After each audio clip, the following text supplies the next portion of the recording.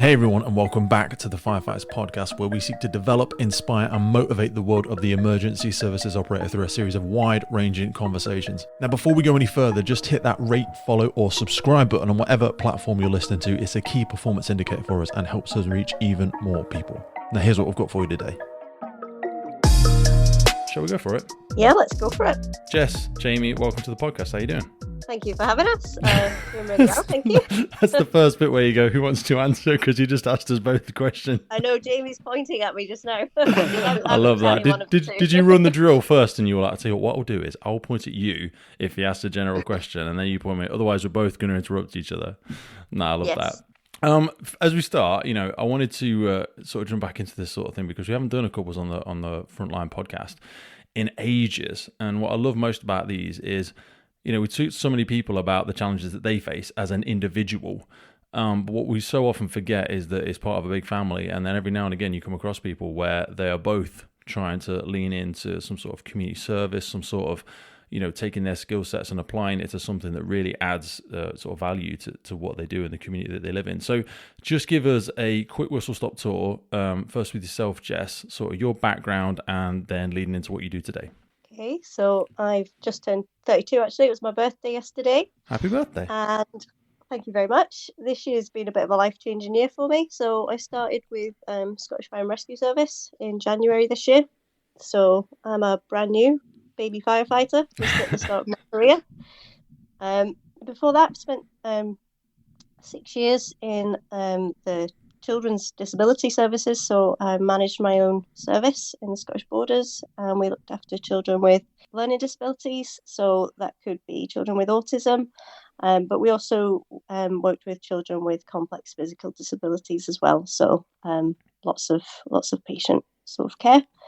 And I suppose my time there, I just wanted to extend on the skills that I'd learned and put that more into the community and be more useful. So I've been trying for sort of 6 years to get into the fire service. I had a little flutter. Wow. I know, I had a little flutter. It was 6 years ago, actually. There was an airport service taken on, and I turned up for the physical test and kind of had my heart broken because I didn't pass the hand grip test. It was on a machine.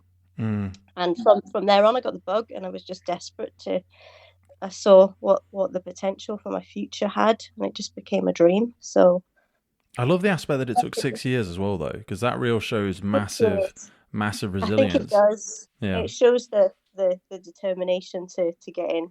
You can almost tell a lot more about somebody by how they take a failure as well.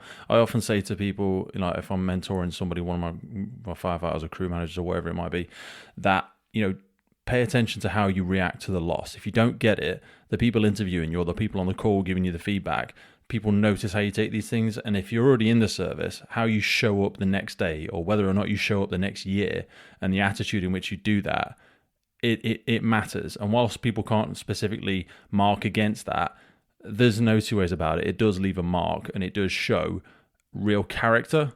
And I find that's something that's harder to develop when you're young. So, I didn't join the services, I joined first when I was 18 and then transferred over to a different one in my late 20s. And it really does have a different element of character to it, I suppose. Yeah, absolutely. I think for me, that's the important thing I wanted to put across as well, that despite failure, to always come back with a positive attitude and just show that the growth, really, over the amount of times that I tried. And that's how I show up at work every day. I always turn up happy. I'm Little Miss Sunshine.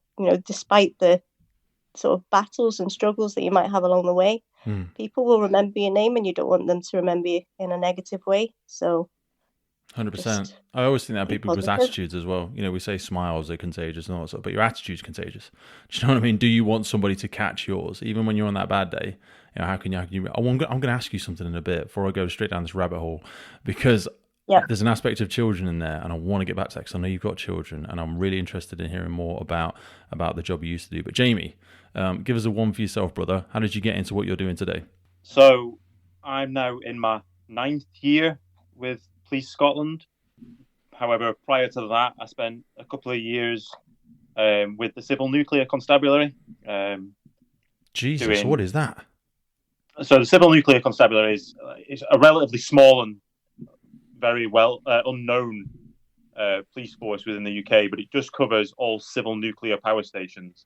So, I mean, the major one within the UK is Sellafield, based in Cumbria, but I was based at a site called Dounreay, which is on the furthest reaches of northern Scotland, next stop Iceland, sort of thing. And their remit is basically the protection of civil nuclear power stations, basically anything that's providing the national grid with power in relation to nuclear energy. So that role was actually an authorised firearms officer role. So, you know, I did all the sort of firearms training for that, but very quickly decided it wasn't for me, being that it's just based on a power station and not really out in the public doing what you would maybe call stereotypical policing. You know what, with the greatest respect, I thought about that when Jess was talking about the airport fire set, and we've had airport firefighters on before, and they do a wonderful job, but you never really see or do anything. It's a real challenge for it. Like, with all due respect to the service, and to some people, they do very, very well and have very fulfilling careers within it.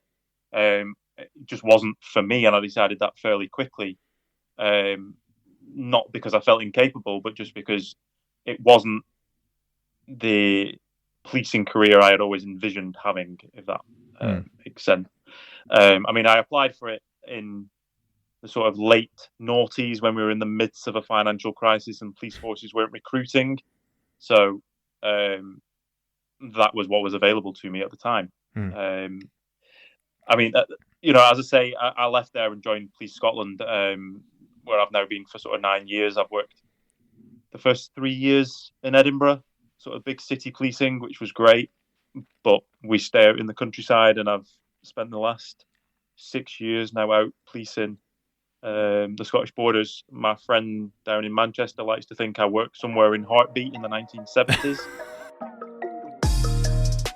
Today's podcast was in partnership with our good friends Johnny and the team over at William Wood Watches. Now, if you're not familiar by now, William Wood was the name of his grandfather. He was a firefighter in the British Fire Service for over 25 years, stationed in Newcastle on the Blue Watch. Now, his grandson Johnny is a great friend of the podcast and came up with William Wood Watches to honour his grandfather and the legacy of firefighters all around the world. Now, some pretty cool updates from the William Wood Watch team. When it comes to their chivalrous collection, this August they came out with, honestly, one of my favourite looks for it. They came out with the gun metal for the face of the watch. Now, if you go over there and look at their watches, they've of course got the Jubilee, the Triumph, the Valium, the Bronze, but if you look at the chivalrous range, this is effectively the luxury dress range. It's got that sleek case, the luxury finish, and you can wear it on absolutely any occasion. I myself, I've said on the podcast before, I'm a massive fan personally of the Valiant collection. I've got the red watch, always with the red strap. Now, they do come with a selection of straps as well. And honestly, for me, the straps is probably one of the most favourite parts of it. It really is the one that catches everybody's eye. It's what draws you into it. And when you receive your William Wood watch, that whole unboxing experience is actually kind of special. Whether or not you get the fire alarm box or the VIP roll, usually comes, I think, with 3 different straps.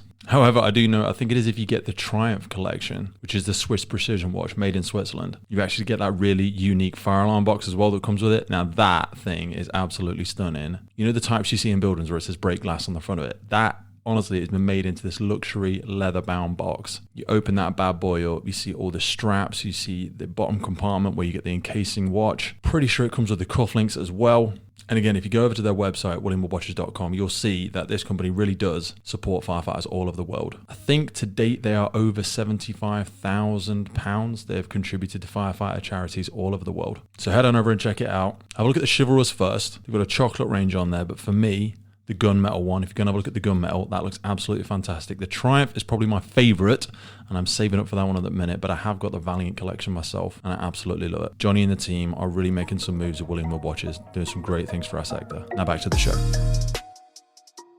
Well, logistically in Scotland, is it, I would be right in saying it's quite widespread, because I remember from the fire service perspective, and Jess, you'll know this far better than me, didn't they used to have 5, and then they all collected into 1? Is that what I was saying that right? Yeah. Yeah. So is it similar to the police or? Yeah. So you've now got Police Scotland, and it now covers, in the same way as the fire service, it's just a nationwide one force. So that happened the year before I actually joined. That was 2012, and I joined in 2013. So yeah. So we're just one big force now, one big happy family. What's the travel things like over there? Because like I wanted to explore this because I've been on the phone with a few people from America, and some of them, like, they have a 2 hour commute, and I think they look at travel and commuting a little bit differently than how we do. If we have to do anything more than like 40 minutes, we think it's like a real ball ache of a commute. Whereas over there, I think just because they're used to driving across states, so like a 5 hour drive, they would be happy to do that on the weekend to go and visit people. What's the commute like up in Scotland? Because, like you say, from a sort of density, population density perspective, it's obviously significantly less. Or am I talking out my arse there? No, it's not too bad. So my commute into my station is 15 minutes, and Jamie works at the same time, so we are fairly lucky. It's only 15 minutes, but It's pretty you good have then. worked in Edinburgh. That's Yeah, what I mean. Isn't the challenge that, like, because one of my friends said, if you then get transferred to, if it now, because it's all one service, if you just suddenly get transferred, and it could be the other side of flipping Scotland. As I said, when I first started, I worked in Edinburgh. That was about an hour and 10 minutes for me. Now, I really liked my job in Edinburgh. I worked at a fantastic station. It was really busy, good team. However, it ultimately comes down to, did I really want to spend over 2 hours a day in a car? And the financial sort of impact of paying for fuel on a public services wage, I suppose, especially a probationer's wage at the time. What do probationers come in at? Sorry, I know that's a personal question, but... I think it's more than this now, obviously, but when I was doing it, it was 23,000, just above 23,000. God, it's offensive, isn't it? I think it maybe now would be a bit more, maybe 24, 25. I'm not sure about the fire service, though. I was a stay-at-home mum at the time as well. Yeah, so we're managing on that. That's crazy, isn't it? I mean, I think paramedics start at like... Yeah, I think the paramedics start at like 22 or 23. And you've got to have a degree to go into the police service now. I think you do, don't you? No, you don't. See, there's a difference between policing in England and Wales and that of sort of Scotland. Okay. I'm only going on what I believe is the case here, but that policing in England and Wales is you can join with a degree and you will get paid more than those that join without a degree. Now, really? That's a bit harsh. Yeah. So, now, yeah. I believe that is then, as you rise up through the pay scale until you hit the top of your pay scale at 10 years, that you would all be on the same. So you would ultimately end on the same wage, but with a degree you come in higher. Okay. Now, that isn't the case in Scotland. You don't actually need any qualifications in Scotland to get into the police. Not even, they're not called GCSEs in Scotland. They're called standard grades. But, you don't even need that. You can just join without a qualification. So, which is really great because from a recruiting perspective, we're really not like holding anybody back from joining based on their maybe school career 20 years ago. Yeah. They can join today even if they weren't particularly academic, which I think is good. Yeah, because I think for a lot of people, like you say, that they weren't particularly academic, but I'd rather have somebody with the right mindset rather than somebody with the right academia or the right skill set. Because if they really want to do it, you can teach a lot. Even if somebody isn't completely literate or something like that, they can do base level English modules and stuff like that, which will only take them a couple of months to complete. And adult education has come a long way, so I imagine they would support. Because I know in the fire service, when people apply and they haven't got the right GCSEs, as long as they're willing to undertake coaching and stuff over, I think it's a 2 or 3 month period, and then ultimately passed. I think they call them functional skills, maths, and some sort of base level literacy tests. Then, like you say, it's much more accepting. Whereas knuckle dragging firefighters, I don't think any of us have to have degrees to come in either. So I think it levels the playing field a lot. I think ultimately as well that the goal of all public services, I think, is to try and be representative of society, isn't it? And to be representative, you sort of need everybody from every background, and that includes those that maybe didn't have access to the best or highest level of education, Yeah, I think subconsciously it was probably quite elitist in that respect. Although now we're trying to be as inclusive as possible. That was probably one of those unknowns we didn't really consider at the time. So talking about the fact that you guys have been together, so you'd have joined the police service, as you were just saying, before Jess, you were in. When you said about the job you did before Jess, because my wife actually works at a school effectively, but it's like it's like an outdoors school where children with special education, they come and they've got horses there and lots of animals and stuff like that. And then they've got porta cabins where they teach them. And it's children with who are somewhere on the autism spectrum or with severe learning difficulties, effectively can't operate inside a normal school set. Am I right in hearing that's similar to what you ran yourself? Yep. So my service was a children's respite service. So we took children from 0 to 18 for short breaks, and they would essentially come and stay in our house, which was an adapted house for children with disabilities. And so we were open every weekend, and we would have a group of 3 or 4 children that would come and stay from Friday to Sunday.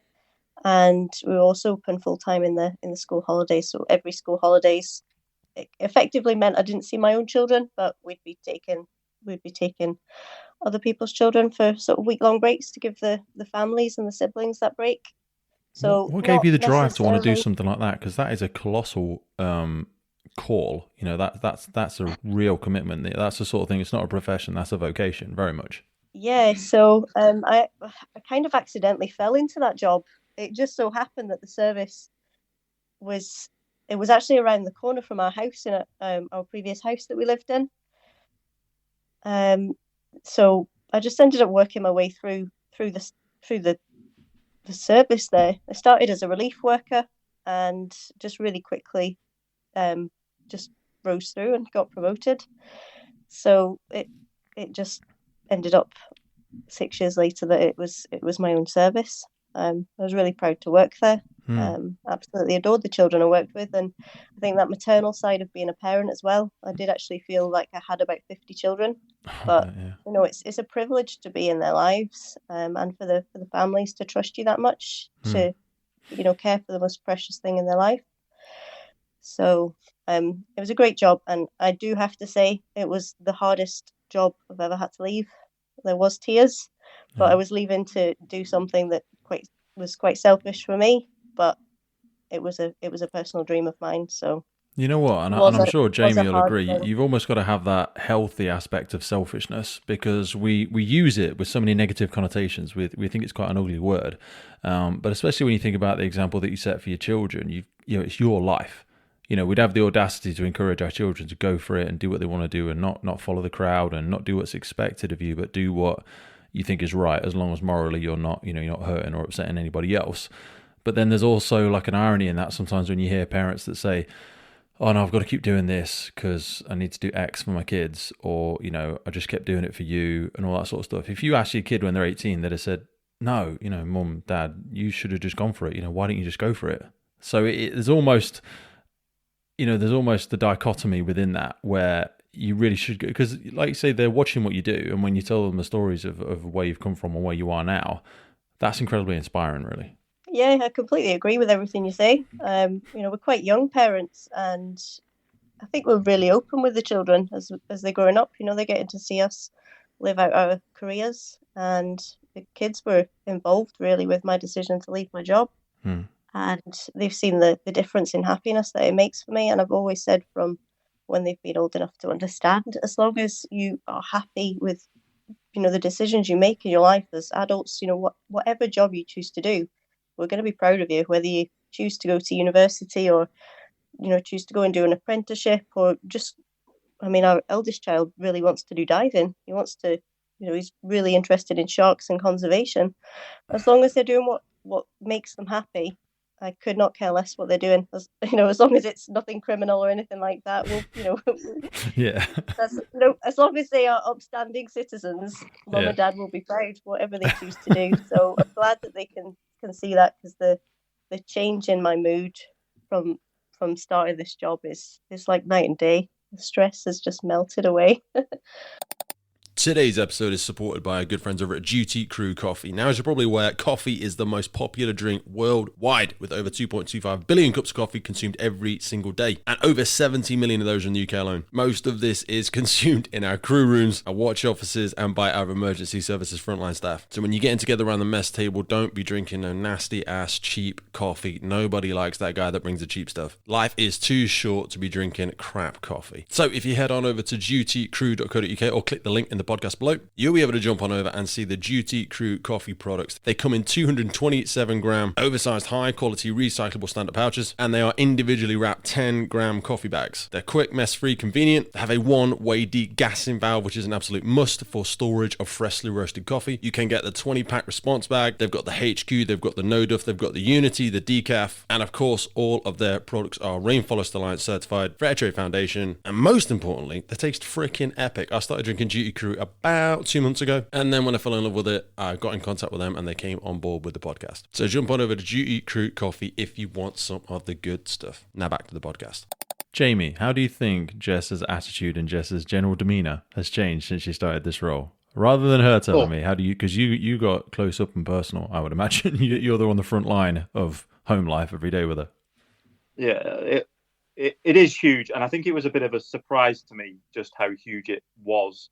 And unfortunately, I can't show you, but the whole thing of a picture paints 1,000 words and all. We were looking back at photos taken last November, and I mean this in the best possible sort of way. However, you can just tell from the picture that she's not like the Jess I've known for 14 years. She's a little bit withdrawn. You can sort of tell that she's exhausted and tired and run down with work and she looked things rough. like that, and not doing something for her necessarily with her time. A lot of it was soaked up with other people's time. And then she went away training in January, and then we've got a bunch of sort of family photos from Easter when she'd finished her training and was back just before she started on the shift proper. And it really was night and day. Just the glow has come back to her sort of thing. There's a lot more joviality around the house. That must have been incredible to see. Yeah, no, it must have been quite difficult for you to have seen her keep pushing through something that you knew. Like, she was we're really great salespeople, aren't we? We justify things to ourselves because you're like, no, I do really enjoy it, and it does mean so much to me, and I do get so much fulfillment. But it's like this whole chapters of life analogy, just because you've put so much in. And we also have that sort of, I forget what it's called now. It's called like investment bias, or commitment bias, where gamblers have it, where you've put so much into one thing, where you're like, I don't want to pull out of this now. It's my career, it's my life. You know what I mean? I've put so much into it. If I just walk away from it, and like I say, gamblers have that. They're like, oh no, I'm 10 grand in. I've got to keep playing until I win. I've got to keep playing until I win. And some people can have that aspect where they continue with something because they think it's what's expected of them. But that's why I always say to people like those chapters of life analogy, because there's always something new to move on to. It doesn't mean you failed. Doesn't mean you hate what you're doing. Just means you've still got an itch you still want to scratch. And it sounds like that was very much the case with Jess, I suppose. Yeah, I mean, I think a lot of it came down to as well that, like, her previous career, as Jess has already said, she sort of fell into it a little bit. I was, and I do count myself quite lucky in this respect, that when I started with the police, we had Caleb, our eldest, and we made the decision that as to sort of manage childcare, that Jess would give up work, which was fine. It was a decision we made. And then I think, did you stay off for 3 or 4 years? Yeah. And that was through the birth of our second child, our daughter Aira. And it was only after that you wanted to go back to work more for adult contact, and then you just fell into your former job. And then from there, it just sort of kept tumbling on. And I think with the sort of journey you had trying to get into the fire service, it was trying to do something for you. And you'd spent, at the point of actually starting with the Scottish Fire and Rescue Service in January, that's 10 years given to the sort of kids exclusively, if you will. And I think that's what has sort of brought on the biggest change, is that for the first time maybe in a decade, she had the confidence to be selfish, and I mean that in the best possible sense of the use of the word selfish. Yeah.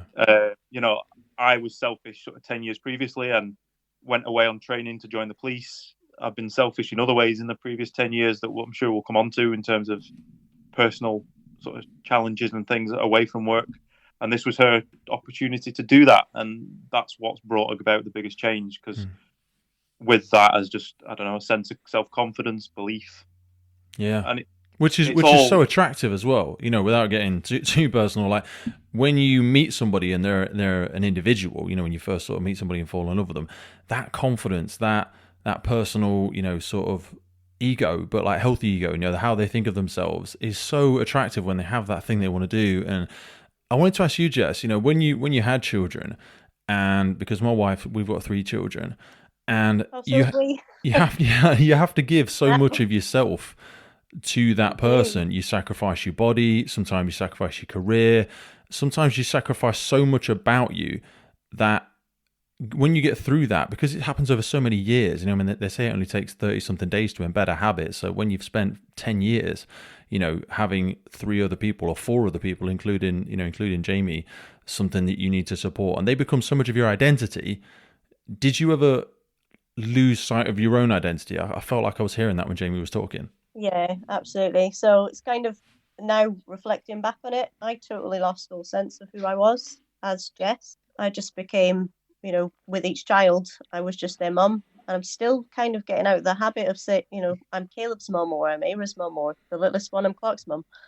Now I'm meeting people, and for the first time in a decade, I'm Jess. I'm my own person. And, meeting people with the same interests, whereas it, for the last 10 years, it's been sort of meeting people who you wouldn't necessarily talk to, but it's because you're a parent. Yeah. So you don't necessarily have lots in common with these people, but if it wouldn't be for children, you wouldn't know them. So I'm meeting my kind of people with same interests. So I think that's made a big difference as well. Just being around people that I would, ordinarily gravitate towards. Other than they're having the bravery to pursue a career that you knew you always wanted, could you give me an example of like a thing or a hobby or a thing that you refound or you reconnected with, or maybe even just something completely new? Because the Jess that went into having children would have been a completely different person to when you went out. Even if you have never had children, over 10 years, and you find this a lot with relationships, like we all grow at different rates. I always just said to my wife, because there was a period of time we separated for like 7 months, and it's like an elastic band between you. And we all, like children have different growth spurts, boys and girls, but even when we get adults, we have different growth spurts, don't we? Someone will catch a real swift wave on a certain career and they're just loving it. And you're like working whatever in Sainsbury's, or you're working somewhere that you don't love. I'm sure Sainsbury's is nice, but you're working maybe with something that doesn't excite you, and you hear every day all the achievements that person's having, how engaged they are, how fulfilling their life is, and you support them, and you never want to take it away from them, but there's kind of that in limbo. Do you know what I mean? Like, what am I if other than a parent? Do you know what I mean? There's an aspect of that there. Yeah. So what I found for myself is I actually really love being in the gym and lifting heavy weights, and it's not something I would have necessarily done. So that's something I've kind of found for myself. I mean, we're both runners.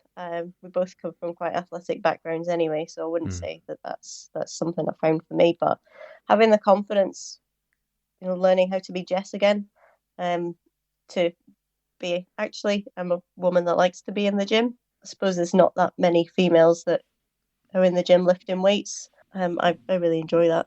I think it's grown significantly over the last 10 years. I think whether people do or don't do CrossFit, I think that is an example of something that has made it more accepting. So it was all we had before that, women that lifted weights for like ginormous powerlifters or female bodybuilders. And some people may aspire to be that, but I would argue the vast majority probably don't. So there's that aspect where that strong independence and seeing your body change and seeing those marginal improvements and setting little goals, and I think it's a really healthy mental exercise as much as it obviously clearly is a physical exercise. You similar to like you're saying, you find yourself again emotionally, you find yourself again physically, because like we said, when you have children, so much of your body just becomes ravaged. I mean, for my wife, like she rides horses, and we've got a couple of horses ourselves. And when after different bouts of having children, when she would ride a horse, she would have various things that she hadn't had to face before with her body, like always worrying she's going to need a wee every 2 seconds, for an example, and other things like that. And as silly as that might sound to some people, that's a massively, genuinely real concern, and for a lot of people who feel like, I can't go there in case this happens and I just embarrass myself, so they just don't go. Having kids does have a massive effect on both physically and mentally. It's been quite the journey for us. How did you both meet? How long have you been together? We met actually in the queue to get our keys for halls of residence at university in 2008. By sheer fluke, I suppose, I was behind her in the queue. And then later on that evening, as is probably common place at university these days, there was just like a courtyard outside, or shared sort of blocks of flats, if you will. Obviously, we weren't in the same flat, but we then just got chatting that night, and 14 years later, we're doing this podcast. 4 years later, we're still chatting. Yeah, I mean, I don't think either of us were particularly looking for any sort of relationship. We just started university, of course, but yeah, I think 3 or 4 weeks in, we were spending quite a lot of time together, and it just sort of grew in naturally. But it was a friendship first. Yeah, So I think that's why it was different. And then, as I say, it just then sort of grew quite quickly from there. I think Jess thought it was a friendship to start with. I think Jamie was always like, yeah, sure, of course, yeah, we're friends. I'm going to use the common police analogy and just say no comment. Yeah. Out of home, so I had not long turned 18, and that was my first sort of day of freedom, and I met you. You had all of these ambitions of going off and having adventures and meeting lots of lovely guys, and then you meet this schmuck 2 days in, and then it's like, couldn't shake him off. I know. You couldn't even understand my name because of my accent for the No, best part of a couple of hours. That is, so if you can't tell by my accent, I'm from Wales. Oh, really? And yes, and I'd not really heard many accents outside of my little hometown. So meeting Jamie from Accrington, I actually thought you were called Jimmy when we first met. So that's our funny meeting story. But yeah, fast forwarded, and I was 19 when we got married. And we finished our degrees, and I think 21 we had our first, I was 21 when we had our first child. Mm-hmm. It is you. I mean, it's probably not young by today's standards, with the greatest respect to some people, but I think, when did we first have? I was 22. Yeah, I was 22 when we had Lily, I think. What did you guys do your degrees in? My degree is actually in policing and criminal investigation, which is a bit of a long story. If you want me to tell it. Yeah, hit me with it, brother. So Lancashire Constabulary, which would have been like my home county, if you will, came up with a trial back in the mid-noughties, which was that, similar to the NHS system, Hugh would, or me as a prospective candidate, would pay to go to university, and that would be the basis of my police training, if you will. At the end of that sort of program, I would have a degree, and I would sort of skip along to Lancashire Constabulary, and my basic legal training I would have paid for as part of my degree, and then it would have just been down to the force to sort of train me in officer safety training skills and local policies and procedures and the like, and then I would be sort of ready to go out onto the street, rather than what is currently in place nationwide, which is that we sort of rock up and do 3 months residential training. So however, halfway through that degree, the financial crunches hit, and that whole sort of trial was put firmly to bed. Jesus. So you obviously had to keep going, but there was no guarantee of anything at the end of your degree. As Jess points out, I did meet her, so it wasn't a complete waste. Trade off. I will say, I'm damned if I'm not getting nothing out of this. I'm going to scrape this relationship out of university. I'm not leaving with nothing. Well, I mean, there was I sort of distinctly remember having a quite frank conversation about it, and it was much of the fact that by this point we were halfway through, so we might as well just commit to the other half. Hey, what's 20 grand of debt between friends? Yeah. So Jesus Christ. So Jess, now that because I suppose Jamie is in his role long before you were. How did you deal with knowing the role that he does, especially when you were at home? Oh, I'm just even thinking now, because I'm learning more about you as we're having this conversation prior to me sort of making notes. But like, you were both effectively being supported by Jamie's income, because that's a decision you'd made. You were at home, obviously, with the children. How did you cope with knowing what the role of a police officer was like? Because it seems, from my very limited interpretation, I'm sure Jamie will sort of illuminate any things that I'm getting wrong, but it looks like it's getting harder. It looks like it's getting a little bit more violent. I don't see the respect and, the sort of reverence that I used to have, and certainly still do have, for officers and things like that. Firstly, for yourself, Jess, how did you deal with knowing what Jamie did for a living, and how did you deal with that? Well, obviously supported it, but being that person that's at home looking after the children, and say Jamie was on a night shift, it doesn't help with the worries. What if, something goes wrong on a shift? And I suppose you are hearing more things now, PC Harper and, other police officers that have been involved in tragic accidents. It's, that risk is always there. So it is always in the back of your mind. I suppose for, Jamie, you'll probably have some feelings about that too. I would say though, my main worries, I actually didn't like when you had your firearms ticket, and I will say that honestly, because I really didn't like the thought of anything going horrifically wrong, and needing that to be used, because that's a life-changing decision for the officers that are on the other end of that as well. So I'm actually quite happy and content with where you are in your policing career. You've done a fair bit of different things, community and traffic and response, and I mean, I feel like I've got to know people from your team from you talking about them, because we do talk about things at home. Just I think it's good for your mental health, just to get a hard day off your chest with your spouse. We're here to support. Has it changed at all since you joined the fire service? Because I'm sure before he would have told you stories about what police officers do, but now you'll be meeting them on jobs and things like that, and you'll be seeing what they really do. Is there any difference? By chance, I could have bumped into Jamie today because we were both working day shift and we were both at the same job, but I met your colleagues instead, so introduced myself to them. No, we do still openly talk about how, and honestly, what jobs we've been to, because there are some jobs where you're not actually doing a lot, and that could just be for the amount of resources that are there, or the type of role that you've been assigned to. Like with all parts of the job, I guess there's good bits and there's bad bits and there's boring bits and exciting bits. So that, I don't think that has changed. I think you still tell me what you've been up to, and when I've had an exciting shift, because I come home bubbly and very chatty about it. What about yourself, Jamie? How has things changed in terms of how you see the role of a police officer from when you joined? And Jess made a great point there around your firearms training and the decision to go into a different sector. And how do you see, and I know you don't speak on behalf of any service or anything like that, but just from a career perspective, how is the community now in terms of what it was like when you first joined?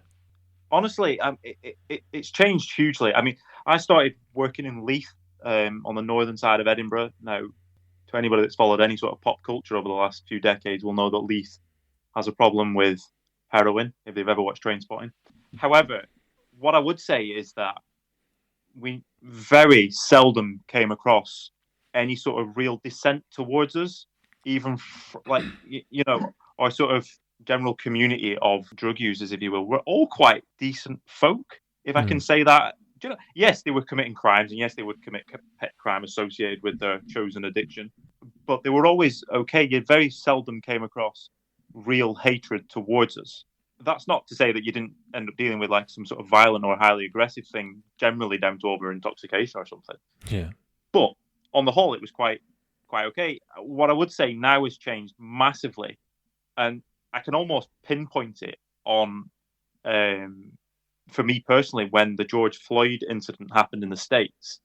The number of phones now being used to record us and sort of comments generally about the state of policing in the USA, nothing to do with what's currently going on in the UK, sort of comes towards us, and it's the majority of the times from teenagers.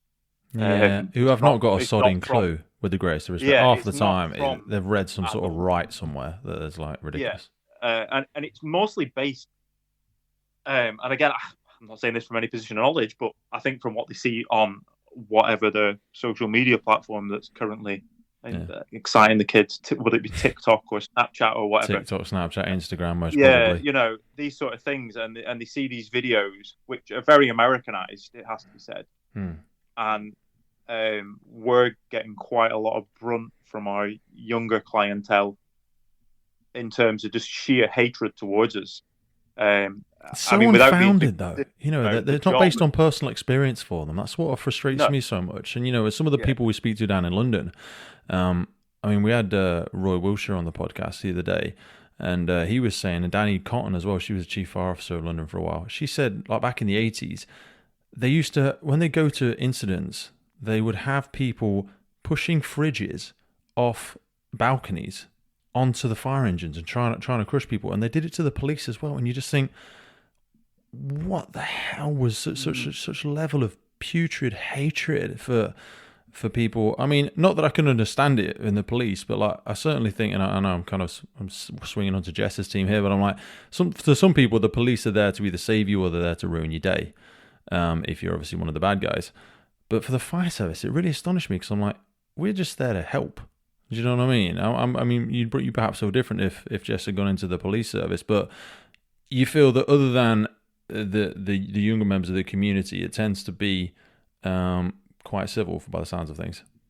Yeah, I would say like up here it's certainly like now. Obviously, we police quite a rural, or I police quite a rural part of the world. The Scottish borders isn't massively populated. There's vast sort of fields and hills and such like, and on the whole, it's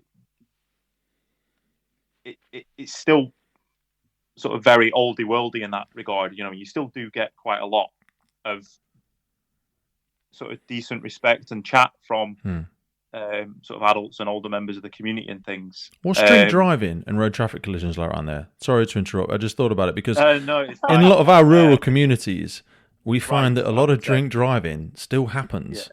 Because it's just like, oh, well, the pub's only half a mile away. And I'm like, no.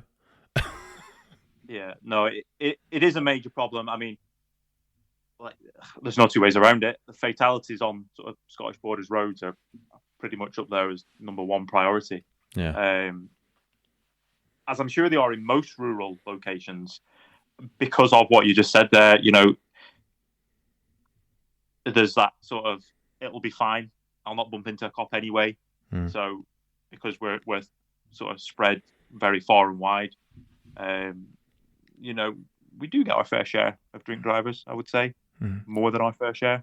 It's the speeds that people travel at on those roads as well, because like I say, in the inner city stuff, you have a road traffic collision, it's 15 miles an hour, isn't it? It's nothing. I had a running joke with somebody. I was on a course with somebody from Oxfordshire the other day, and there's more cyclists around there than there are any vehicles. So I was like, road traffic collision, 2 bicycles involved, 1 person's scuffed knee.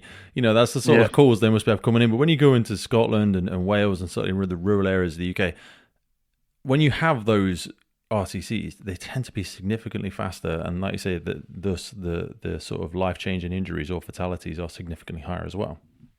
Yeah, well, I would certainly say 90% of the roads we surround us are national speed limit. Lots of them very rarely patrolled, purely down to numbers and incident sort of demand. Yeah. And 2 of them are trunk roads, so quite heavily used, I would suggest, for the part of the world. Maybe not by sort of England standards, but certainly by Scottish standards, very well used roads. But yeah, so you're talking 60 mile an hour plus, really. And if you hit anything at 60 miles an hour, it's not going to be a good day for anybody. It's game over, isn't it? Sorry, Jess, I interrupted you. I was just so when I was at the training college, my squad that I was training with went pretty much anywhere that wasn't Glasgow and Edinburgh. We were everywhere else in Scotland because we were the residential bunch. But I had predicted that maybe my first job when I got down to station would be an RTC, and it was in fact an RTC. So that was my very first day. When was your first fatality? I haven't actually had one yet. Good. I've been quite fortunate in that sense. I'm on my 2nd tour and have yet to experience that. It was really fortunate that the RTC I attended, the paramedics were already on scene and treating the person, but it was pretty bad leg injury, but survivable. I certainly didn't want it to distract me from the job and the skills and the empathy that I can bring to it. I think you'll have massive amounts of empathy, far more so than other people. That's what I think is so lovely about people coming into the job at different stages of life, because they bring so much into the roles. When you guys are talking about the differences in what you do, what do you think are some of the biggest differences in the type of roles that you do? Because you're both community servants at the end of the day, but what are the biggest things that sort of stand out to you? So we were just talking before about, how much training is involved with the firefighter's role. So, if we aren't out attending jobs, we are doing station jobs. So, today we were doing weekly and monthly tests on equipment. So we're making sure all of our equipment's functional and safe. And the amount of drills that we're doing, the amount of training that we're doing to keep our skill set up for any eventuality. So we are prepared to work safely when we do attend jobs. Mm-hmm. I think that's a big thing. It's a very practical training sense. Mm-hmm. I think, like in the police, we don't do that much training. I mean, one of the big differences is every job we go to will create paperwork. Now, whether that be a social work referral or raising a crime report or various other things that we might have to submit to appropriately write off that job, no matter where we are in our service. And obviously, like any job, like Jess was saying earlier there, that there was a job came in today that we were both technically at. As far as the fire service is sort of concerned, when they leave that job and the watch commander sort of writes it off, that's their end of it. Yeah, it's just high fives and all that sort of stuff. Whereas exactly, we were all faffing about together, and you're actually doing loads of work still. That might still be an ongoing police inquiry, like in 3 weeks, 4 weeks, 5 weeks. In terms of like witness statements and crime reports and managing that and the investigation required. And I think that's the major difference, is that we do go to quite a lot of jobs that are of similar nature, whether they be RTCs or whether they be fires or fire service helping us force entries into things that may be sudden deaths or concern for persons or missing persons, all that sort of thing. I would say you're quite training heavy and we're paperwork heavy. We've just got so much stuff. Not to make it sound like policing's dull. Yeah, well, I feel for the police sometimes as well, because there's two sides to those coins, isn't there? Yes, we have to do loads and loads of training, but what that also means is we've got a massive toolbox full of stuff.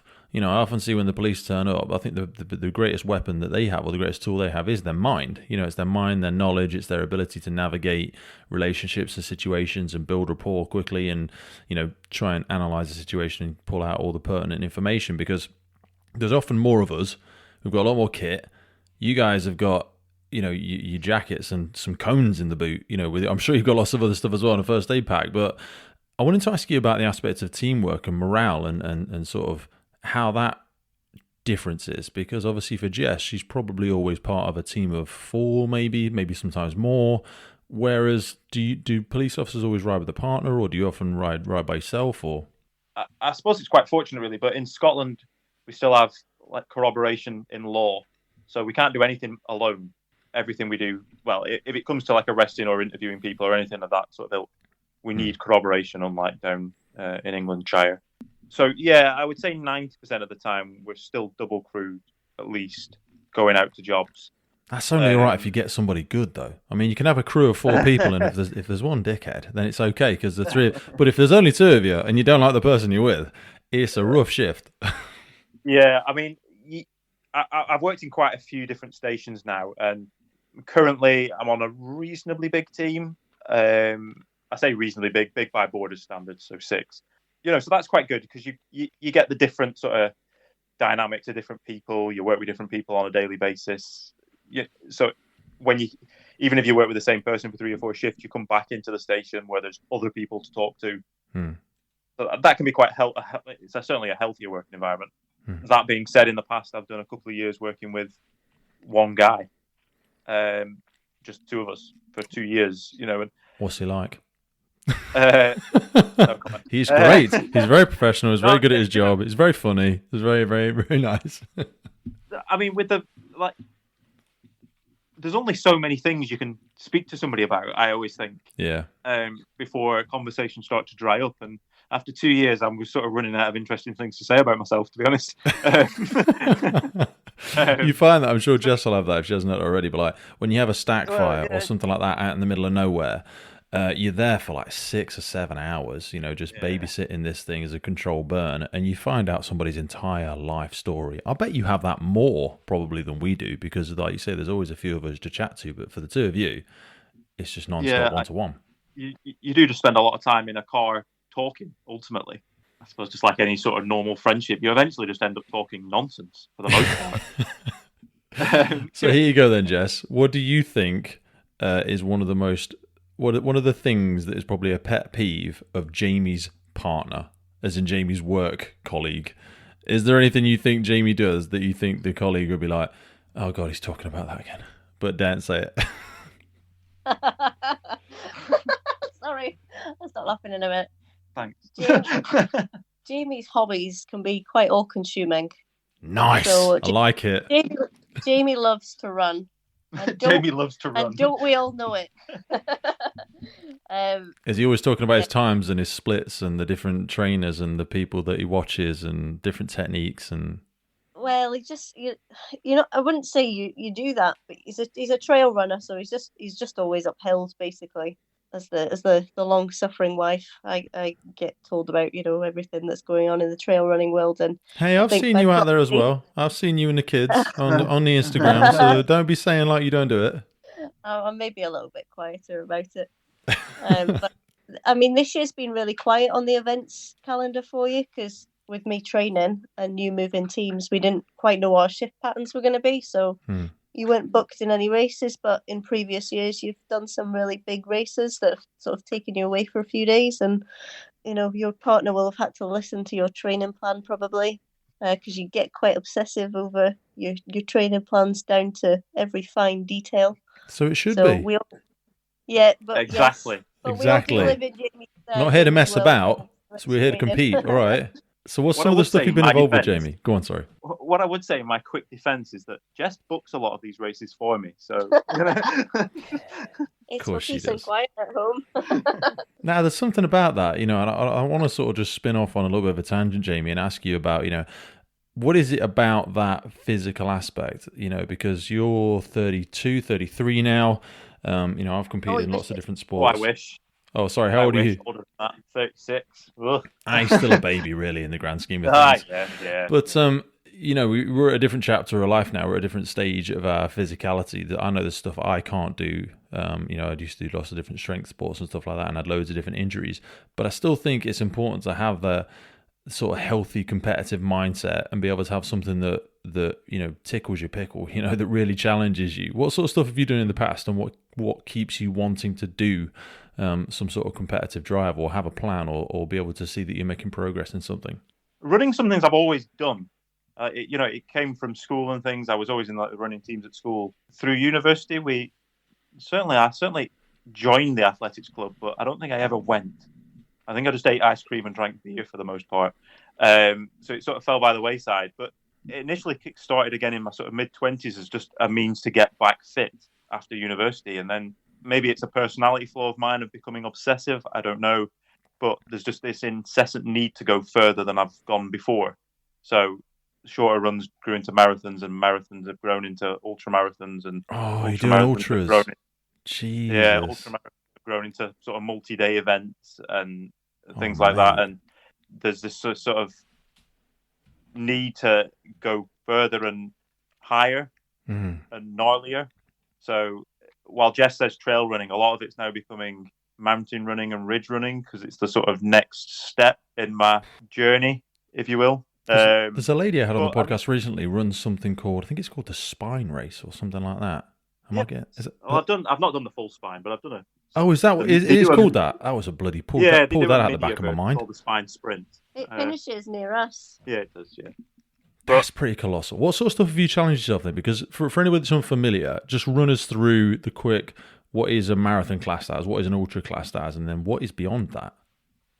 Well, so in its basic form, obviously a marathon's 26.2 miles, and then an ultra marathon is anything above 26.2 miles. So technically, at 26.3, you've done an ultra marathon. That being said, pick a number as high as you want, and they carry on going. My big event last year, which ultimately ended in a did not finish, was 460 kilometers. What a pussy! Had I have got all the way there, but I didn't. That is incredible. But, wow. It's just it's different. It's not about, like I know you were saying before.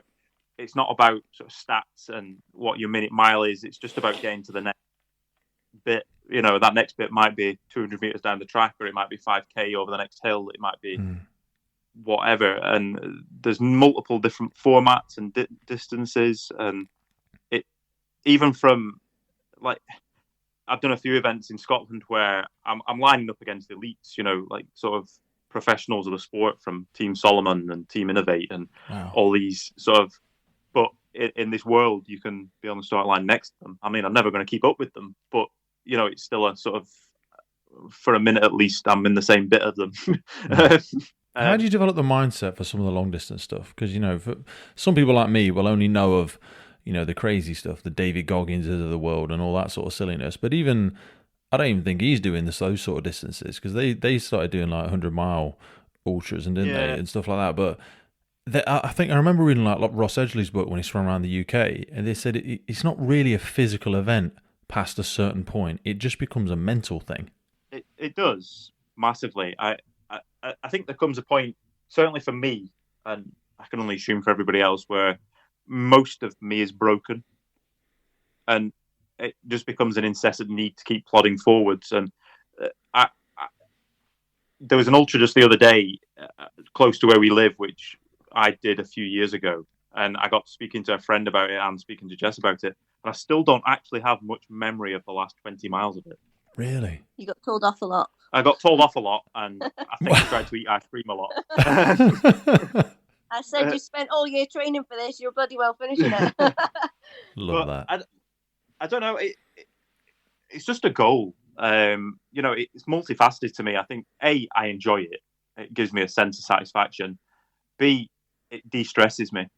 Yeah. Like Jess knows if I've not been out for a run, and she'll tell me to bugger off and go for one and come back happier. If I've had a rubbish day at work, I'll go out for a run and I'd normally come back like brand new. You know, that's it. It's all put to bed. Similarly, I can quite happily just plod along a trail for 4 or 5 hours and not really think about anything. And I it find takes so bloody long, though. That's the only thing that frustrates. I mean, I'm 19 stone, so I swim, you know, and I do run, but I run a couple of miles and try and hit it at a fast pace, and then everything else is like Jess, you know, I'm just throwing weights around all the time like a bloody gym monkey. But I find it hard because I do have I have that desire to explore different realms of my physical capability. It's just the time commitments for something like an average run. It's still going to take you like 3 hours to do just a normal training run. I'm like, that's such a block of time. Yeah, I think if I'm in a big training block, it maybe be 12 to 14 hours a week of running. Jesus. Yeah, you've done some insane. You know, sort of looking at, I don't know, like 150k a week maybe. Yeah, that's what one of my friends was saying. I think he said it wasn't that bad. It was like 140k, and he says I'll probably try and split it over 4 or 5 days, but I've got to get them in. And you're just like, Jesus. It just becomes an incessant need, setting an alarm at 3:30 and getting up at 4 to run before work. And that's the challenge, getting it in with a full working week as well. Yeah, running home from back shifts. So like, I'll set off home and run the long way home at midnight after a back shift, just to squeeze training in. Mate, that is weird. I love that. I absolutely most love of that. I think it's pretty weird as well, to be honest. Yeah. Do you listen to stuff when you run? Do you listen to music, or do you just run? No, a lot of people find that really strange, but no, I don't. Mate, I saw that when, and I know it just like became like an Instagram thing or whatever. But I think it was Goggins as well, and he was like, "And yeah, I never listen to music." He says because life hasn't got music to it. So if I listen to music and I become reliant on the music, and I haven't got the music when I'm running, then what am I going to do? Where does your head go when you're like that? Because I would struggle. My mind is like, I'm a recovered addict, so my mind is not a good place at times. And if I don't give it something to just entertain itself within the corner, it goes everywhere. Honestly, I just let it go where it wants, normally. Sometimes that's okay. Sometimes, like, as I say, if I've had a rubbish day at work, it'll go there. But it's generally the time I used to put everything into perspective, or maybe just put maybe a little bit of a demon to bed or something like that. You know, and I don't know. I've just never ever run to music. It's just not. I'm not a massive music person at all, really. And I don't know. Honestly, a lot of it is away in the countryside, up hills or up mountains, and I just quite enjoy looking at what I'm looking at for the most part and just plodding along. Quite content. It's weird, dude. That's got to give you such a really great grounding from just like a mental health perspective as well. I suppose it's the nearest thing I could probably achieve to meditation because I'm far too impatient to meditate. Yeah. But I suppose it's very similar in the fact that it's just plodding along and letting my mind do what it wants. Well, we get confused when we talk about meditation because everyone has this image of meditation of like the sitting in the lotus position, saying Om. If you actually look, if you look into meditation, things like the tea ceremony came out of meditation, and some of the original forms of meditation were things like archery, where it's just your ability to focus on one thing, and then when your mind starts to wander off, that's okay. It's just like when your kid runs off in the field, they're going to come back anyway. So just let it wander off and it will come back and it will sit back down again. And it's just your ability to keep hitting that reset button and keep hitting that reset button and focusing on one task. So running, 100%, running is meditation. I find lifting weights is monotonous. It's all the same. It's numbers, it's reps, it's repetitions, but it's your ability to try and focus in on a singular task. So no, I totally agree with you. It's definitely meditation. Well, there you go then. You've made me feel good. I now meditate on a 5 times a week basis. How do you feel about Jess working in a male-dominated environment? It doesn't really bother me. A lot of like the people or the guys that Jess works with, I've sort of met them out at incidents over the last decade anyway. If I don't know them to name, I sort of know them by face. And, just by sort of sheer coincidence, we've met a few sort of firefighters who we would consider friends whilst we've been down here prior to Jess joining. So it doesn't really bother me a great deal. For a decade, I've worked in like that sort of team mentality, if you will, and I know it's just the same world. Everyone's got each other's back, and that's that, really. Did it ever be a factor for yourself, Jess, when you were coming into the job? Because for some women, they find it quite nerve-wracking, and there's this idea that firefighting, well, we used to call them firemen, didn't they? And there's some people have this analogy in their head that they need to be a certain type of person or a certain sort of thing, and that can sometimes feed into the belief that some people think they can't do it. Yeah, so I think if you were to meet me, I think most people judge me wrongly. I'm 5'2", 50 kilograms, and I'm very girly on the outside, and I love proving anybody wrong. So I'm anything but girly behind closed doors. I've relished the challenge of joining the job and proving that I'm just as capable of all the, of doing the job role that everybody else who's in the job is. The fitness standards are what the fitness standards are. I know that in previous years they've changed over the years, but I've earned my place there today as everybody else who was on my training course. So I feel really proud about that, and I'm in a job with people who are like-minded. I've come from a very female-dominated environment. Health and social care is heavily female-dominated. It's very rare to come across males in the job, unless you tend to get them in management, but not so much as a manager managing a team. And I was quite looking forward actually to seeing what the other side is like working as a minority. So just to see how it works from the other end. Do you find it like a secret superpower? How do you find it being one of the minority? I find it like a secret superpower. I love it. I do love that I do have the whole changing rooms, and don't have to fight for anything like that. But it's nice. I feel well protected. I am now the only female at the station that I work at. Did you kill the other one off? Well, I we're not having that. There's another one coming. No, I'm gonna put that very job. welcome in. But she just recently moved across into the prevention and protection team, which is fantastic for her. I think she's been operational for over 20 years, wow. And I really hope I get that for my own career. But that has left me the only female there now, and it doesn't bother me whatsoever. I'm not intimidated at all by working in a male dominated environment. Good. feel more than comfortable to. I'm quite happy to stick up for myself. I'm quite feisty. Well, the hope would be you don't need to. Like, it's good to have that banter and rapport and everything like that, but yeah, I can take a joke, but also it's not, I'm not going to feel upset that there's not that many of me around. I'm a social person. I'll speak to anybody and everybody. Yeah, if you meet me in person, I'm a very smiley and bubbly person, and I think that does win people over. So I quite quickly build relationships with people, and I've made myself, my little home at my station quite quickly. Sort of established my, working relationships there. I know you're very early on in your career still, but what has been, I suppose for both of you really, what have been any of the sort of the biggest challenge or sort of the toughest day that you've had at work? I suppose it was a few weeks ago, actually. It was probably the biggest job I've had to date. It was actually the first night I was running as number 3. We had a bit of a joke that it was a night shift, and who would be my BA partner, the number 1, he said, "Oh, there'll be a big BA job going tonight." And at 3:00 in the morning, we were sent out to a swimming pool roof alight. It was quite surreal, actually, and it was one of those moments where it just kind of reaffirmed why I was doing what I was doing.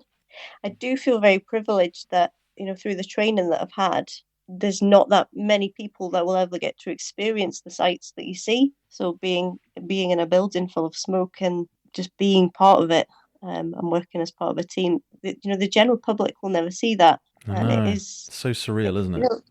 It is very surreal. But also at the same point, I was, very happy to be there, and I do feel very glad that I'm in the job.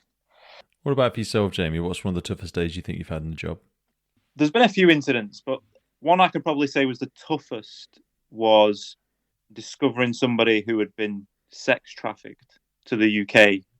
And this was a few years ago now, but it's just, I think prior to joining the job, or somebody that doesn't work in the job or anything like that, or doesn't normally get exposed to this sort of thing other than in sort of the press, it's quite weird and surreal seeing somebody who was, I mean, at the time I was still quite young and fresh-faced as well, but younger than I was. I'm, by my definition, still quite immature, but had been trafficked to the UK from her own country simply for the purposes of an illicit sort of sex industry. And sort of having to deal with that, and the fact that there's still young women primarily that are sort of targeted for the sex trade and brought into, well, this country, and I think from Still the outside, massive. It's massive. Yeah, huge. And, and this is going on like underneath our noses, and gladly, like, thankfully, 99% of the population are completely and blissfully unaware of it. And that's the way it should be. That's our job as public servants, isn't it? Sort of keep that at bay to most people. But it still sort of hammered home the message that amidst all the sort of nonsense jobs and jobs that sort of take time but aren't always that exciting, you do have some real life, quite scary, quite worrying things going on, where people are being put in some quite horrible positions, and they're young, and in theory they should have their whole lives ahead of them, but that will undoubtedly have an impact on that young girl's life forever. And I will never, I'll never be privy to what is going on in her life now. I was just a part of it for a very small period of time. I'd like to think that I helped in some small way. Maybe I started something, maybe I didn't, but I think it still lives with me today to a certain extent, of just, no matter how blasé you can come with the everyday mundane jobs that you go to, there is these things going on out there that we're really there to try and help with. And you said yourself, you got children. I've got a daughter, and the thought of her being put in that position is just repulsive, really. It's one of the few things that I can sort of genuinely say sickens me, and it was tough. Still is, not to the point that it affects me mentally or anything like that, but it's just something that lives with you and will always live with me. It's just that these things go on. Just comes into your mind every now and again, doesn't it? Yeah, and it does. Yeah, and you still can't fully comprehend it, and then it leaves again. But the strangest of things trigger it. I always think we don't fully know what's going on everywhere. I mean, society and communities in general are quite fractured now because I think we live isolated lives, even though we're all on social media and all that silliness. How many people really know what's going on next door?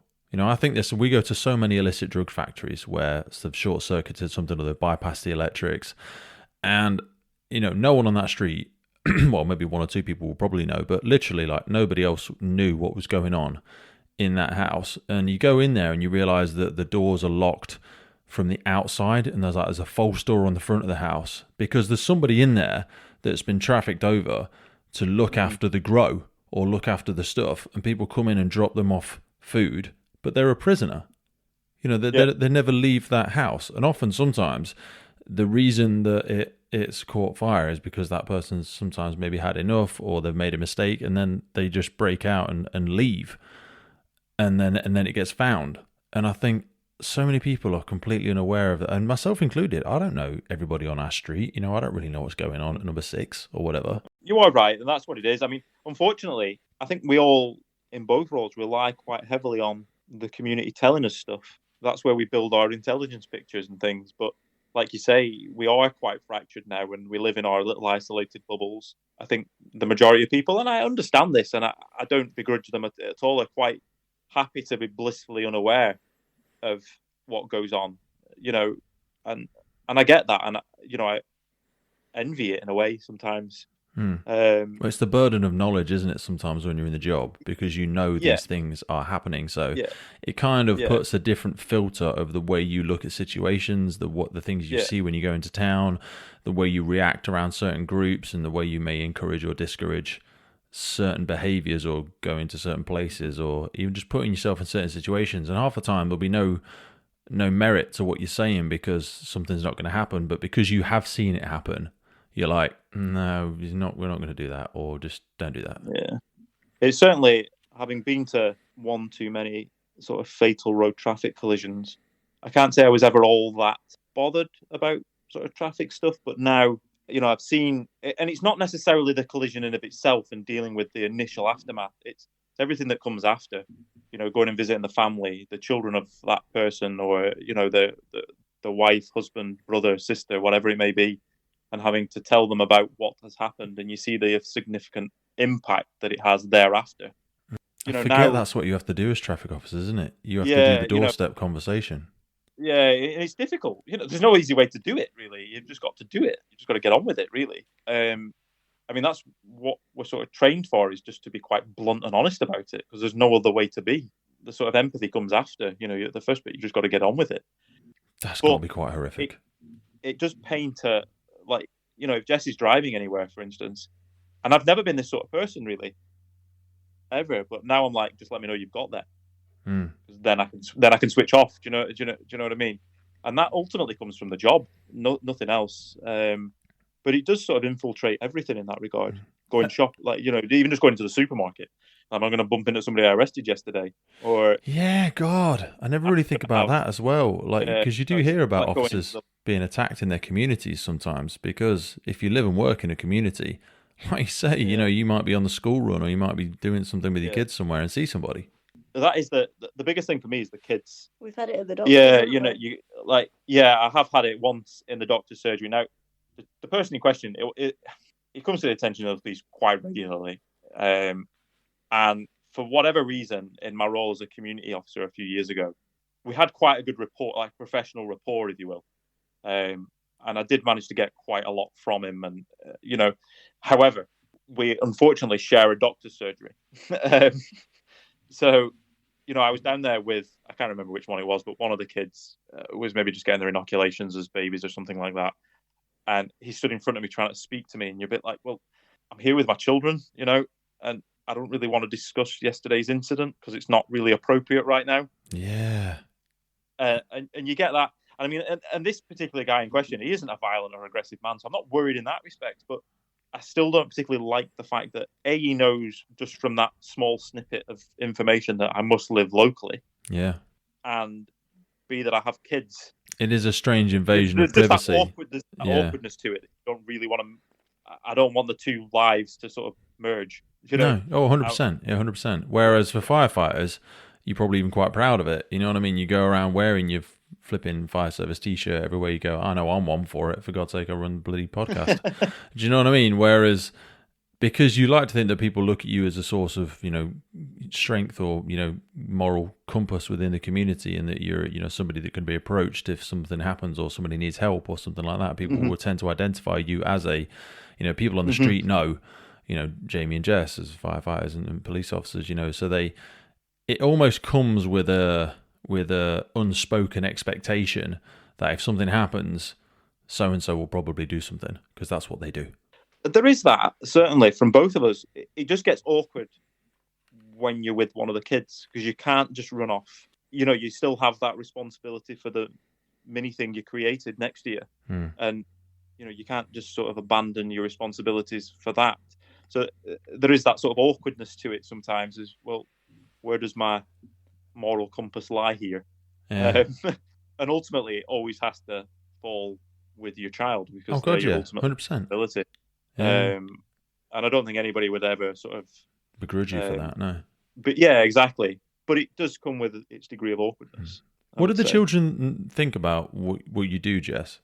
Well, I actually got the opportunity to go and do a school visit with the school that my children are at just a couple of weeks ago, actually. Nice. And I did actually think, so my eldest is 10 now, and is fast approaching that age where parents aren't cool, and I thought he might be sort of wanting the ground to swallow him up, because we went and engaged with the whole school, just doing water safety campaigns.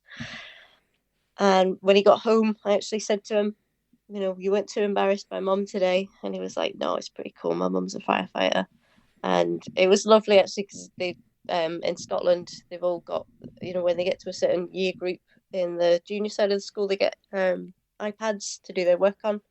And his teacher came out and got a picture of us together with some cutting equipment. And he was really quite proud of that. He doesn't smile much. He's quite solemn. You don't get many smiles out of him these days, because he's getting old and too cool for those kind of things. But it was really quite nice to see still that little child inside, and that is proud of me. My daughter absolutely loves it, because it's just kind of rebelling against some aspects of society still expect of women. Yeah. And our youngest is 3, and he's the third child is the wild one.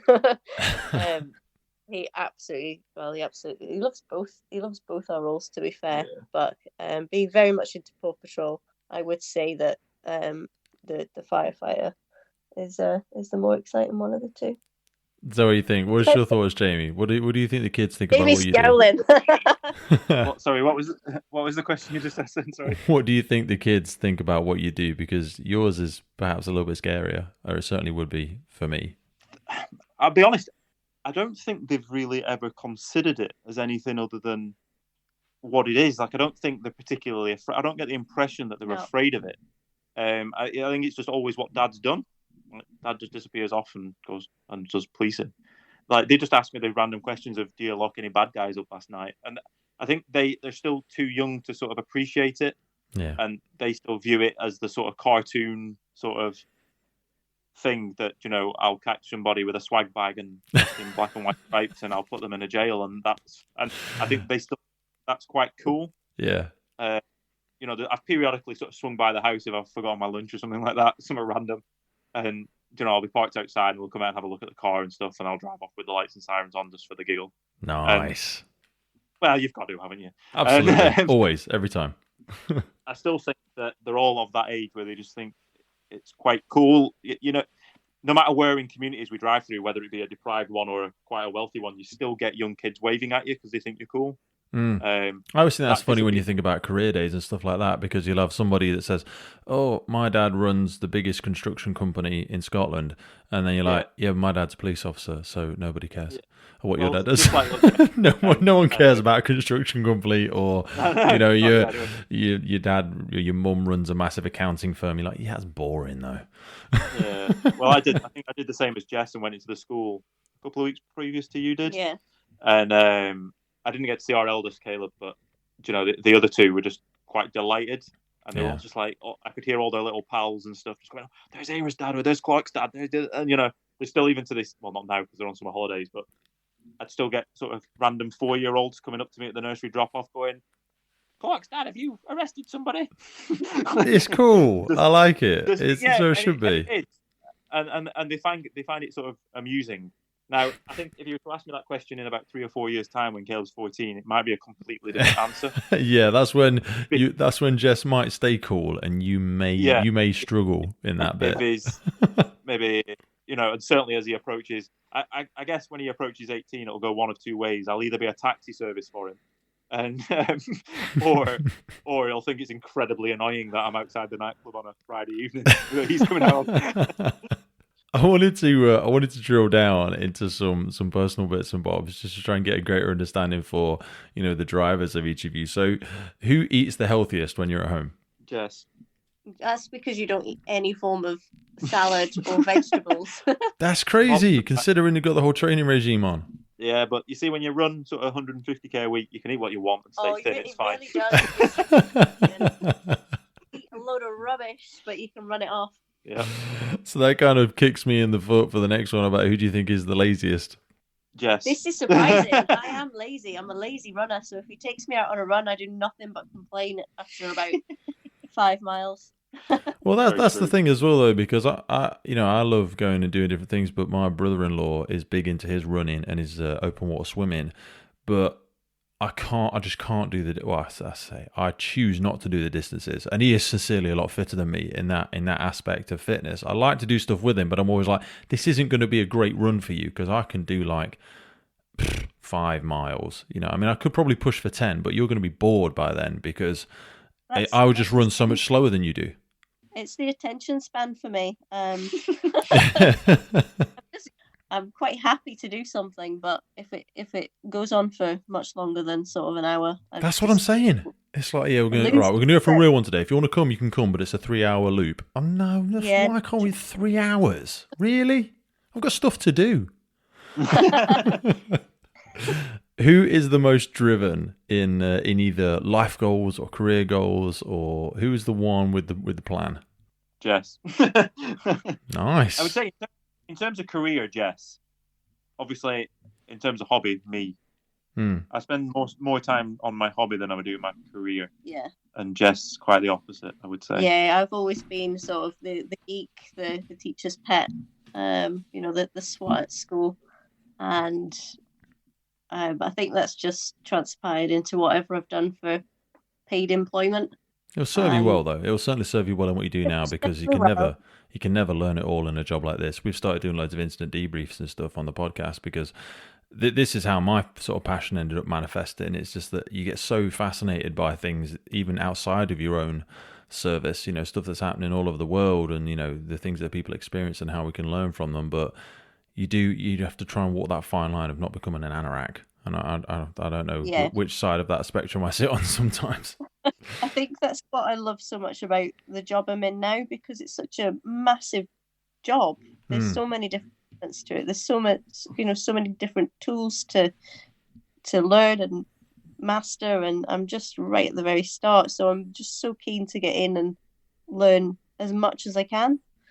I always like to ask people around leadership, because it's a very personal thing, and what are some of the characteristics you think make a great leader, or that you've seen in some of the leaders that you've worked with? Yeah, I stepped into a management role the year before COVID, and realistically I was managing a team that were more qualified than I was, but they actually told me to apply for the job, and I got it. So I think for me, it's something about being a good leader is not thinking that you're better than the people that you're working with, and utilizing the years of experience and knowledge within the team that you've got, and empowering the people that are within your team, giving them some autonomy to make decisions that they are capable of making, within their job role. And I do think that the way I empowered the team that I managed really helped to develop a bond between what was essentially a very broken team before I started. It really helped that I had a fantastic manager, and he managed me in that very same way. And somebody who's really just passionate about what they're doing. You get the people that are in the job because it pays the bills, and then you get the people who are in the job because they genuinely do care about what they're doing. And I've been really fortunate to be managed by people like that. I'm managed by people like that in the fire service now. I think my watch commander's been operational for 42 years, and he lives and breathes the fire service, and he's grown with the fire service in the direction that it's gone over the years. I can imagine it was a very different job when he joined, but he's just so passionate about it, and I feel really fortunate that I'm learning, as a brand new probationer from somebody like him, because 40 years, Christ, that's everything I want from a job. I've looked, I've driven past Gal Shields for the last how long have we been here, since 2014 in the borders? So 8 years in the borders. I've driven past Gal Shields fire station. I curiously looked in and wished that that was a dream job for me, and I do pinch myself every day that I'm coming in and getting paid to do this. This is my dream job, but I can only liken it to a child wanting to be an astronaut. I am living my dream now, and I want to do my job to the best of my ability, and to be mentored by people who absolutely love their job, and they are at the my watch commander retired and came back, so I love that. Retired in 2009 and came straight back. So I'm working. I just it's that kind of profession that I hear people at the end of their career wishing they could go back and start all over again, or they have come back. It's just so inspiring for me. It is one of those sort of jobs that people really struggle with when they're leaving, because it becomes such a massive part of their identity. Sometimes I always try to say to people that, remember, you are more than just your job, but when it's something you really love, it does become so much of your world. What about yourself, Jamie? I think in the time I've been in the police, the sergeants that I've always gravitated towards the most are those that are sort of quite empathetic towards the team's needs. And by that, I mean whether that be sort of childcare needs, or whether it's well-being, mental health, that sort of thing. But somebody that's really make sure that they're quite aware and abreast of what's going on in their team, so that they can manage that person. When you've got a sergeant in front of you who you genuinely feel has your back, and by that I mean not just at the next job you go to, as in standing behind you and doing it, but in terms of what you need for family support, what you need for mental health support, physical health support, anything else that you may need. I always feel, I do, and I sort of get the impression it is from others, that they will go the extra mile for that person. Anything you give them, you're going to get back in spades anyway. And I think that's what I look for in a manager. And should I ever go for promotion, I think you both will, because I think you've got, even just the ability to come on and have a conversation like this says you've got a great deal of self-awareness, and that you're willing to demonstrate that humility, because that's sometimes the hardest part for people, showing that they have that human aspect to them. Some people think as a leader or as a manager they need to display this image of perfection. They need to be the font of all knowledge, and that's just not sustainable for anybody. And also it takes away the power for other people to feel significant, as though they can contribute something to you that might help you, as if you're just this infallible perfection being, then how can we ever have this reciprocal relationship where I add value to you and you add value to me? Well, one thing my tutor said to me all them years ago, and something I've tutored a few times now, and I'll be tutoring again with a new starter who just came in today, actually. You're getting on okay when you're comfortable knowing that you don't know anything. It's true. You never do know anything, ultimately. That doesn't make a difference whether you're a PC or a sergeant or an inspector or a firefighter or watch commander or whatever the other ranks are in that service, being self-aware enough to say that I don't know is fine. It's impossible in our small little brains to know everything that's going on, and and sometimes it's okay just to do the best you can operationally as the incident's going on, and then take the time later to in the police we've got standard operating procedures. I'm sure you've got something similar in the fire service where you look over and go, right, I've got this and I've done this. What am I doing with it now? What have I got? And for instance, just a quick example, we had a job involving a drone today. Now, I am no master on drone legislation by any stretch of the imagination, because it's impossible for me to know every piece of legislation ever enshrined into law. Yeah. And, and I went back in and my sergeant said the same thing. It's like, I don't really know either. And that's fine, rather than sort of lying and saying, and just skulking off, it's like, well, let's just sit down together at the computer and we'll figure it out and we'll come up with an answer. And I think that, is quite empowering both ways. I see a manager, who isn't portraying this sort of big I am sort of mentality. It's quite democratic in its leadership style. Yeah. I feel empowered as a cop contemplating promotion. It's okay not to know everything. Yeah. It's okay to come back in and look at it with the legislation in front of you, the computer, the statement that you've taken, and coming up with an answer. That's okay. And I think that's what I would like to be like. What do you admire most about each other? If we go for yourself first, Jess, what is one sort of characteristic or trait that you admire most about Jamie that you perhaps hope maybe the children will adopt or something like that?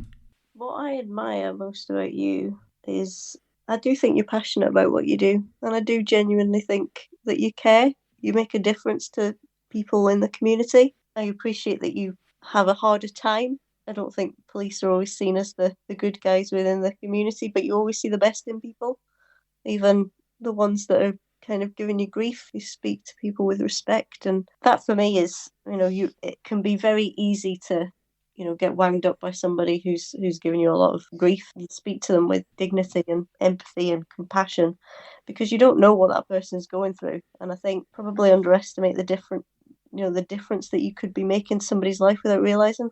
Love that. What about yourself, Jamie? What do you admire most about Jess? I mean, the greatest example of it is the sheer amount of effort it took to get into the fire service, but it's just tenacity, I suppose. I mean, failure, to fail at something, such a negative term, but it doesn't have to be. It's also an opportunity to learn and get feedback. And if anything, Jess does that all the time with everything. And in terms of a lesson to all three kids and the other people that she'll come into contact with throughout her service, really, is it's okay not to succeed that first time or the second time or the third time. It doesn't really matter. If you want it enough, just keep trying. It'll get there. But nobody else has got her up every morning and made her train. And the strength training was something that she's taken on hugely. But there's nobody else is going to get up and do it. It has to be her. It's just all those little things like going out and networking and making acquaintances at local fire stations and getting involved, and it all takes ultimately tenacity and a degree of self-respect and things, to not get put down by anything, and it just doesn't seem to faze her at all. Yeah, and that really is quite a rare thing these days. People can take those knockbacks and just think, yeah, exactly. I'm not looking stupid again. I'm not, everyone knew I was going for it and I didn't get it, and I'm just not going for that again because it's too embarrassing. We do sort of have that, and I don't know whether that's a problem in modern society. Give up when it gets sort of too tough and we'll just accept our lot and things. There's other things that she wanted to go and achieve, and it takes a bit of, we used it before, selfishness, but it's like failure. It's not a negative word. No. We all need to be selfish in our own ways, because if we're not, we never get anywhere. Yeah. I always say you've got to have a plan for yourself. Otherwise you just fit in somebody else's plan, and you know what they've got planned for you? Nothing. Not because they're horrible, not because they hate you, just because they've got their life and they're making plans for their family and their children. You need to have your own plan. It hasn't got to be a systematic 20-step process that spans over the next 10 years. But, act with intention, act with purpose, have things that you're specifically going after just for you. And then there'll be the wider goals for your family and your partner. But you've got to have at least a vague idea of a plan that is just for you. And even if some doesn't fit somebody else's plan, you've still got to have the perseverance like Jess has had to push through it. Well, actions, they always say, don't they, actions speak louder than words. And Like, we sit here and everybody does it. Everybody that's ever been a parent does it, tells the children to follow the dreams, do this, do that. And then the great majority, unfortunately, and it is unfortunately, don't do it. They accept the lot that they've been given and plug on through life. And maybe that's why we have a mental health crisis, who knows, in the country, because we've got a great deal of people who just accept their lot in life and give up on their dreams because, well, that's what society dictates, or that's what the family time dictates. But ultimately, if you're going to sit there and tell your children to go and follow the dreams, the only way you can show them that's okay is by doing it yourself. Otherwise, absolutely right, brother. They will not believe you, because they're going to see that you're lying to yourself because you're not doing it yourself. So therefore, you can't. It's okay for some people, but if it's not you and you want to go and get it, well, then do. And there will be some people may listen to this who may be worried about like how they can all fit in childcare and all that sort of stuff. You just cobble together, and you're never ready, really. You've never got enough money to have kids. It's never the right time to leave the job. It's never going to be the right time. You do one thing and you want more. That's just human nature. It just is. So without thinking about regrets or anything like that, because it's not what this question is all about, but is there anything perhaps you wish you'd spent more time or less time doing? And again, it's more of a learning indicator perhaps for the people that may be still stuck in that place. Is there anything perhaps you thought you just should have done more of or done less of?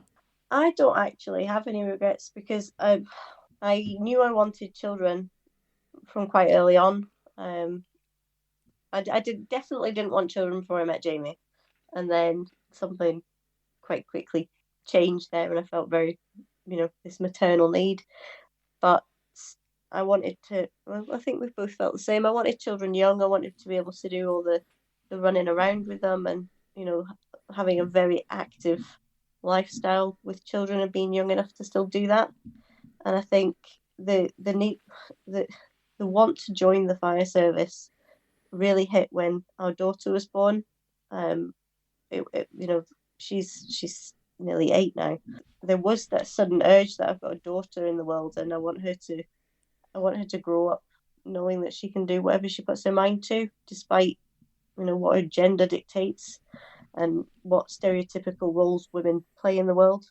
So I don't regret at all the way I did it, because I wouldn't want to be in the fire service and having children while I'm in.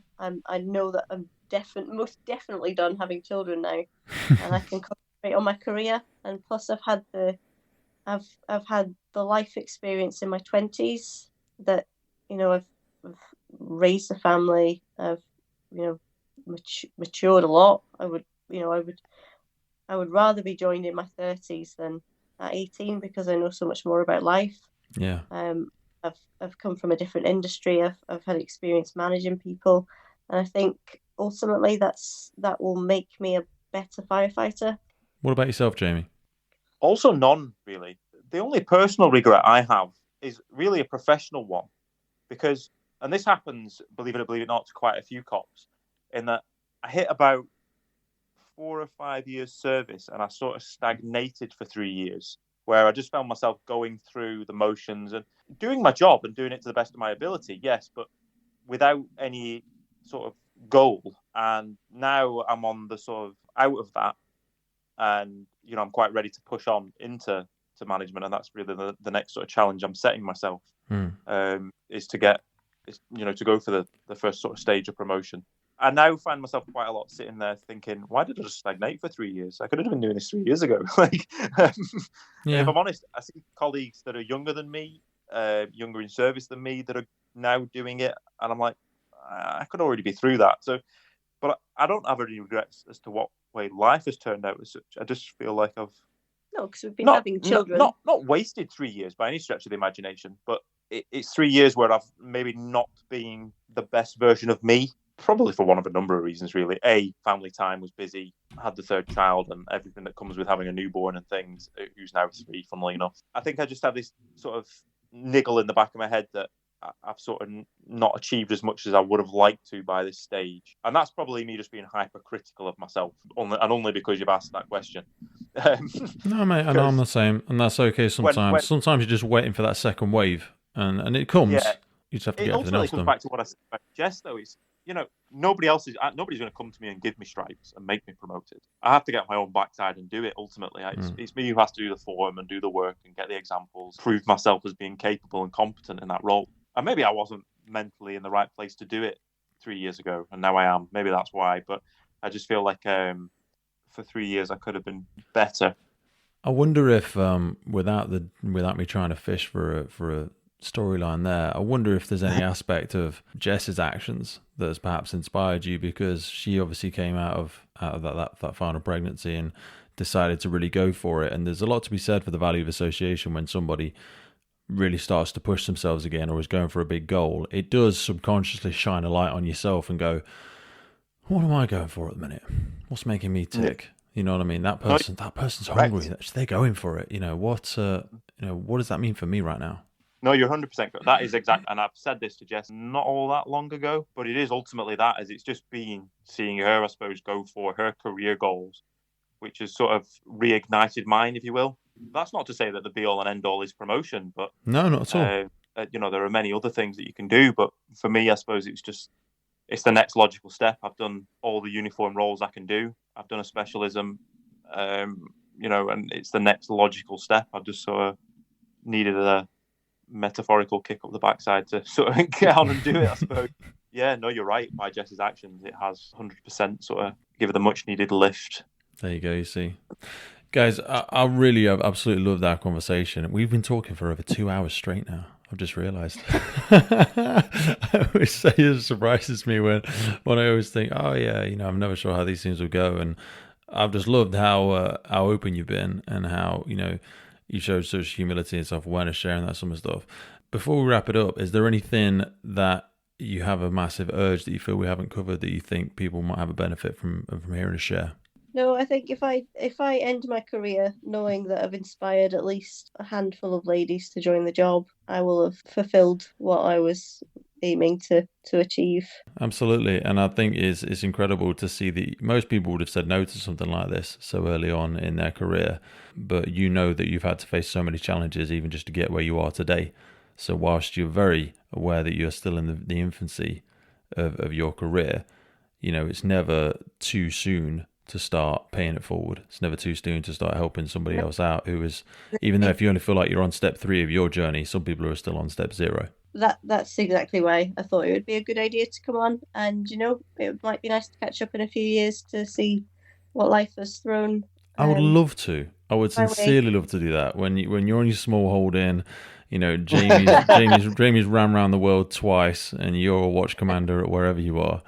I'd love that. I know we spoke about getting that personal time, so I really appreciate you two taking 2 hours out of your evening to share this conversation with us all. It's been great, thank you. I appreciate you inviting us on. Thank you very much. Send my love to the family, and I'll speak to you both soon. Thanks a lot. The Firefighters podcast is a global podcast seeking to develop, inspire, and motivate the world of the emergency services operators. Through a series of wide-ranging conversations celebrating those within our sector, we seek to encourage and support this incredible group of people. It's brought to you by myself, operational firefighter Pete Wakefield, and I speak with individuals from all walks of life who I sincerely believe can add value to or develop those who have chosen this life path. Please support your emergency services wherever you are in the world, and thank you for listening.